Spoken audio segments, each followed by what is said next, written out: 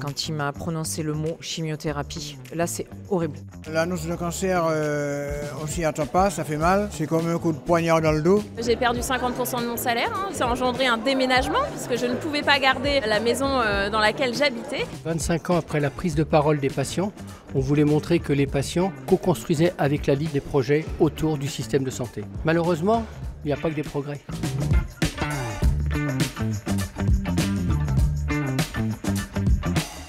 Je vois le chirurgien et c'est là que l'annonce a été faite officiellement. En fait, annonce, c'est pas vraiment le mot, parce qu'en fait, il m'a obligée, moi, à prononcer le mot cancer. Et j'ai trouvé cette méthode assez violente. La sécurité sociale me disait qu'ils n'avaient pas mon dossier et du coup, je n'avais pas d'indemnité. J'ai un compte épargne logement, j'ai dû casser ce plan pour avoir le budget pour me permettre de continuer à faire mes soins et à rester sur la métropole. L'après-cancer, c'est une catastrophe. Je suis allée en pleurant à la Ligue, tout simplement. Quelques mois après la fin de mon traitement, j'ai dit il faut m'aider.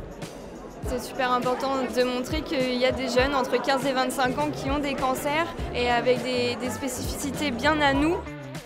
Ce que j'aimerais voir, c'est une meilleure prise en charge de cette place des dents par les pouvoirs publics.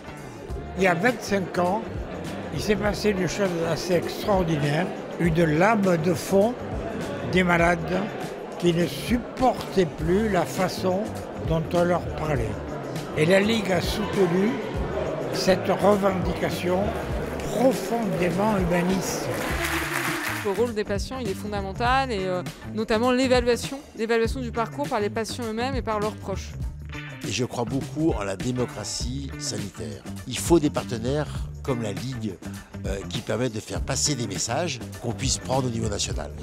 La Ligue, je souhaite simplement qu'elle continue ce qu'elle fait très bien dans chaque département et porter des messages d'espoir, de déstigmatisation. Le cancer n'est pas de gauche, pas de droite. On doit travailler tous ensemble pour justement faire avancer la recherche, l'innovation, la prise en charge et surtout faire reculer cette maladie.